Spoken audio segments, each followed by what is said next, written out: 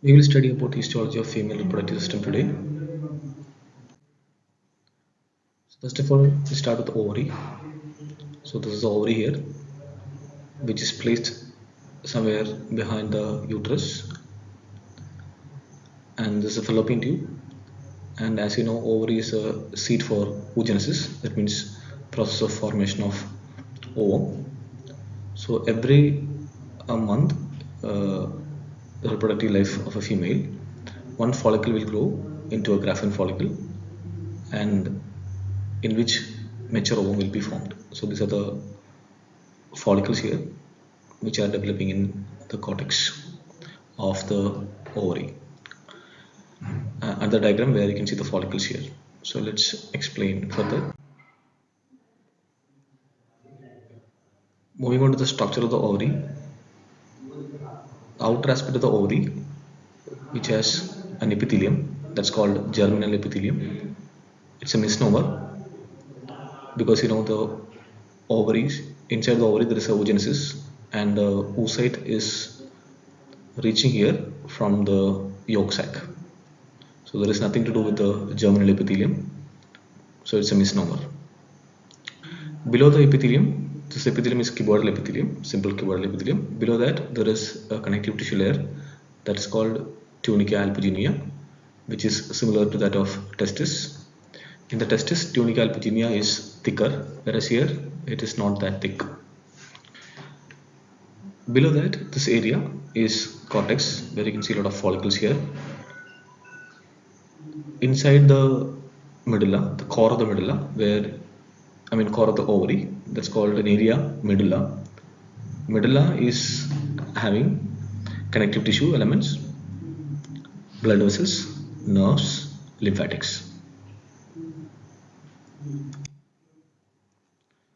So various stage of development of the follicles can be seen in the ovary, which are from primary, secondary, graphene follicle. So this picture is showing the development of follicles, different stages. These are the primordial follicles, where the center one, that's called the oocyte, which is a primary oocyte, which is covered by a follicular cells, which are derived from the stroma of the ovary. So initially they are flat cells, then it is called primordial follicle. So the oocyte, primary oocyte, along with the follicular cells, which are of flat, they are called primordial follicles. Then these flat cells become cuboidal, and then it is called primordial follicle. Still the oocyte is primary oocyte. Slowly the follicular cells increases in number, and the oocyte is being in the center of the follicle, that can be seen here. So primary follicle are of two types. One can be of early primary follicle and late primary follicle. In early primary follicle, the follicular cells are cuboidal, whereas in primary follicle late stage, the cells number increases and it is going to be in different or multiple layers. The next stage is secondary follicle. So remember here again, the oocyte is primary oocyte. Then the secondary follicle, where cavities starts to appear in the follicle. These cavities are going to get filled with fluid. Initially the cavities are separate but later join. So once the cavities are formed inside the follicle, it is called a secondary follicle. Now the next stage, that's called the tertiary follicle, where the oocyte is almost in the secondary oocyte stage, and it has been pushed to one side in the follicle, and the cavity is coalesced and it is forming a single cavity here. And later stage, the oocyte is going to get released from the graphene follicle as in this diagram.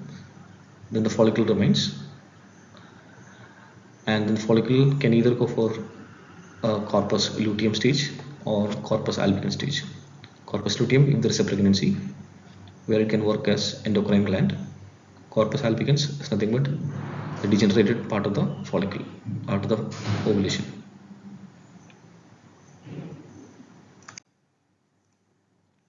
So some diagrams here, a primordial follicle can be seen in this diagram, where the oocyte is surrounded by flat cells. Then the flat cells becomes columnar or cuboidal to low columnar. Then it is called a primordial follicle. This is a primordial follicle. Again a primordial follicle, a primary follicle. Then the next stage, that is secondary, primary follicle again can be seen here in this with more number of cells. Then slowly the fluid get filled up in this area, in the space. Then it is called secondary follicle. So the primary follicles are usually a follicle in which you can see a primary oocyte covered by columnar cells, initially single, later many layer of follicular cells. Whereas in secondary follicle, there is a primary oocyte which is surrounded by very many layer of follicular cells, and there is a fluid filled cavity. So that is the difference between primary and secondary follicle.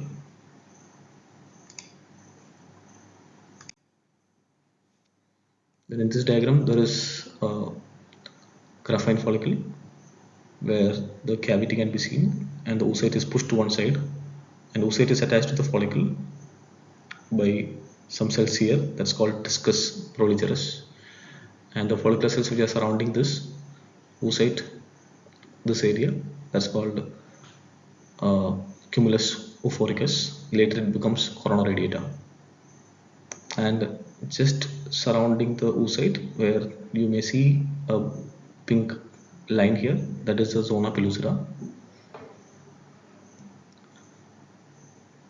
Again in this diagram, the germinal epithelium can be seen and the cortex region where you can see different follicles. It can be primordial, primary. Then this diagram is showing a corpus albicans, which is scar tissue in the ovary formed from regressed corpus luteum. Medulla inside can have regular tissue with blood vessels and sometimes smooth muscles as well. The next one is fallopian tube. Fallopian tube is also called oviduct, also called as uterine tube. It's connecting the uterus to the ovary, and it allows the movement of ovum from ovary to the uterus. Also, the sperm moves from uterus side to the fallopian tube to reach the ampulla of the fallopian tube, that is the lateral end of fallopian tube. Structurally, it has got three layers from inner to outer. The first one, that is inner mucous layer, the middle muscle layer, which is made of smooth muscle, and the outer one, that is peritoneum, which is serosa, serous cord. The first layer, that is mucous layer, which is thrown into complicated folds, which anastomose with each other, and it almost fills the lumen.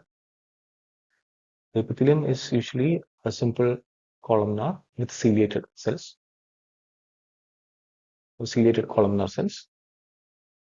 Some other cells that can be seen here, that is non-ciliated cells called as PEG cells. They are secretory in nature.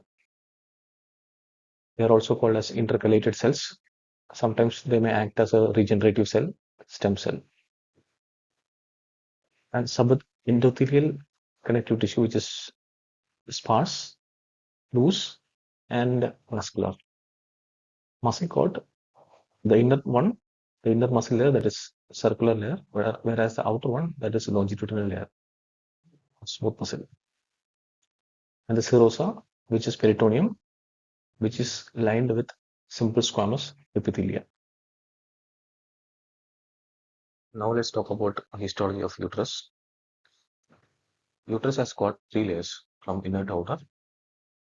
The first one, that is mucous cord, or it is called endometrium. Second one, that is muscle layer, called myometrium. And the last one, which is peritoneum, that's called perimetrium. Endometrium has got simple columnar epithelium, which is lining it. These epithelia were having cilia before puberty, but after puberty, the cilia do not get time to grow. So right now, it is simple columnar epithelium. This simple columnar epithelium invaginates and that forms glands. And this area, that is endometrium, has got a lot of blood vessels, which are usually called as spiral arteries, and connective tissue element. This area, that is endometrium, can be divided into two parts. Part that is close to the lumen, that's called stratum functionalis. The part that is close to the muscle layer, myometrium, that's called stratum basalis. Stratum functionalis gets shed off during menstruation, whereas stratum basalis remains. Myometrium is lying deep to the endometrium, where this layer has got three layers or three types of smooth muscle. The inner one, that is inner longitudinal muscle, outer longitudinal, and in between oblique layer. But this is not distinct in case of uterus. We may not be able to identify each layer separately. Last layer, that is perimetrium, which is peritoneum, where you may see fibroelastic connective tissue covered by mesothelium, which is simple squamous epithelium. There can be three phases of uterus: proliferative phase, uh, secretory phase, and the menstrual phase. Proliferative phase is under the influence of estrogen. This is usually starts after the menstrual cycle, that is from 5th day up to 14th day. So this is under the influence of estrogen, where endometrium increases its thickness and a lot of glands will develop at this time along with spiral arteries.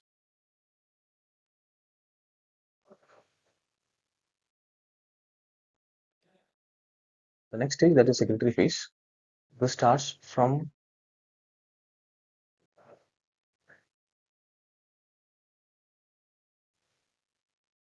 15th day up to 28th day of menstrual cycle. Here the glands are increasing in size, number. The glands looks like a sawtooth appearance. It's also called corkscrew appearance. Stroma increases, fluid accumulates, spiral arteries increases in number, and they become more tortuous. So this is the endometrium, again having stratum functionalis and stratum basalis.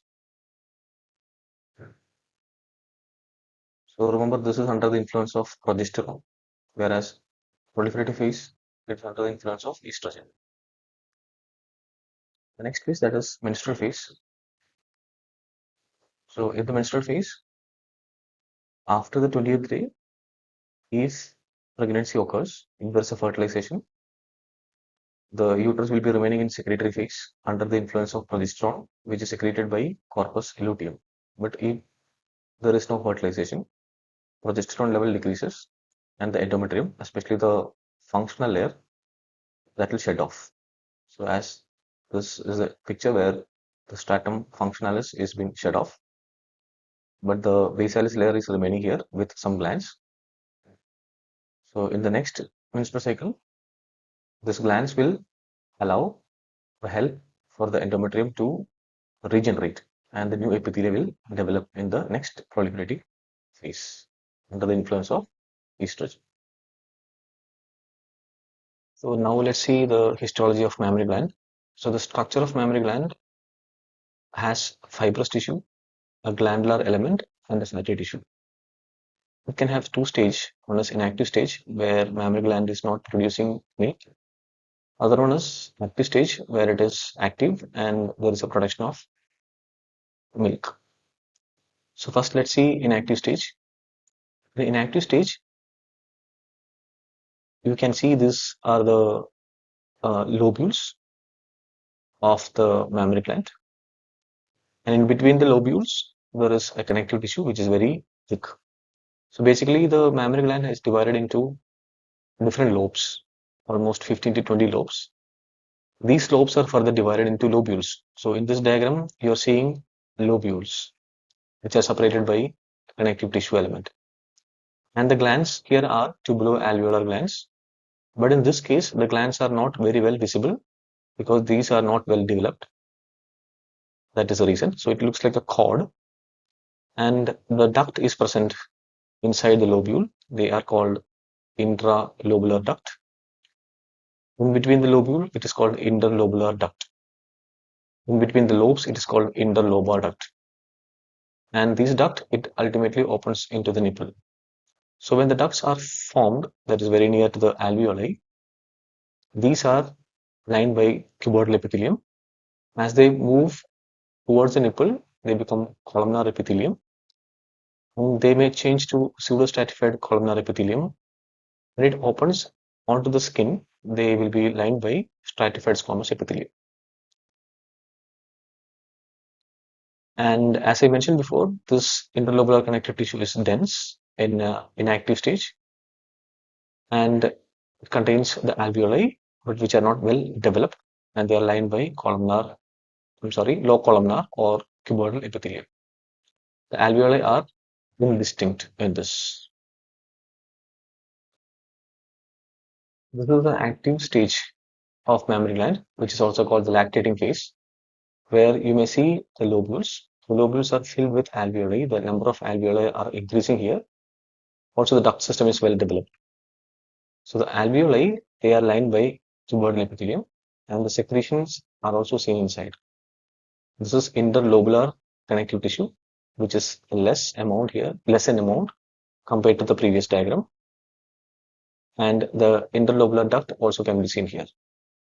Myoepithelial cells are present between the lining epithelium in the alveoli and the basement membrane. Contractions of myoepithelial cells will allow the secretion to move out of the alveoli to reach the duct system. So you may compare this lobule with a bunch of grapes. So this bunch of grapes is representing one lobule where each grape is representing a alveoli. So this is one alveolus. This is one grape is one alveolus. So you may see a bunch of alveoli here, group of alveoli here. You may see a bunch of grapes here. Yeah, and these grapes are connected to the duct system. Similarly, the alveolus are connected to the duct system. So basically, the difference between the active and inactive stage is that in active stage, the interlobular connective tissue is dense, whereas here it is very less. Here in active stage, the alveoli are increasing the number, the duct are well developed, whereas in inactive stage, the duct and the alveoli are not well developed.